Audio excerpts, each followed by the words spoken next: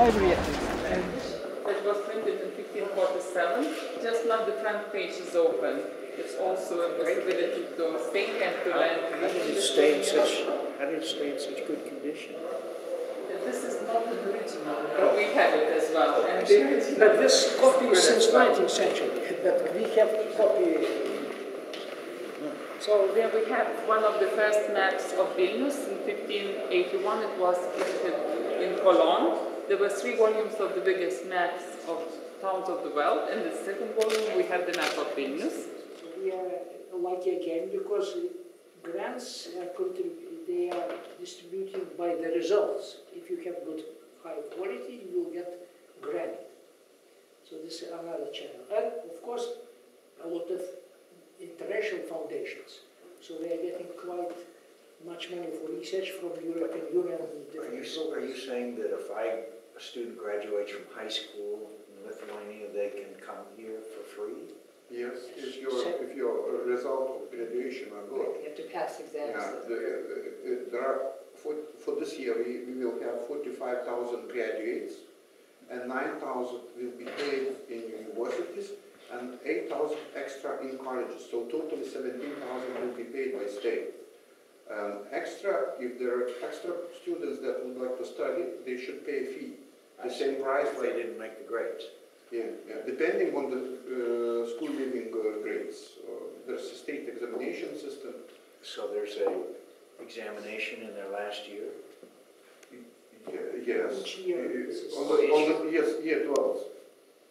When they are graduating, passing, finishing the school. We have common.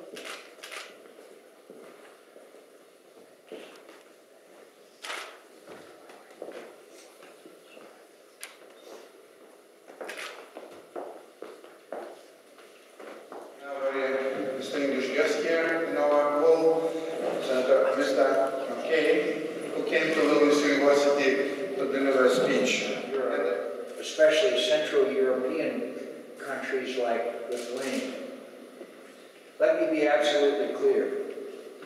Our alliances with Lithuania and with Europe, like the democratic values that underpin them, are indivisible.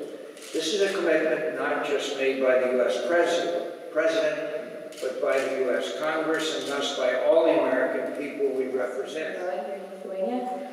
It's an honor to be able to ask you a question. My question relates to energy security and the role that NATO might play in that in this region, since energy security is related to democracy and sort of national sovereignty. So I was wondering, in light of the upcoming summit in Chicago, if you could comment on NATO's projected role in that within this region. It was so important and timely that the President signed the agreement with Karzai is because if they had gone to Chicago without that agreement, then a lot of countries would have used that opportunity that our allies in Afghanistan said they were leaving, because we've been sending a signal that we are leaving. So that's why, and hopefully at Chicago we can get renewed commitments, because the Afghan National Army is going to be the key to success or failure, one of the keys to success or failure in Afghanistan. So I think Chicago will be an important meeting, and I think that you will see expressions of solidarity with the Afghans there. Does that answer your question? No? I was wondering more about wealthy states, Energy security. Yeah, that's part of the NATO. Well, one of the things that's impressed me about this country is the efforts that they are making on energy security. It's really quite remarkable, including the construction of a nuclear power plant. I'm a big believer in nuclear power, despite what happened in Japan. I do believe that it can be safe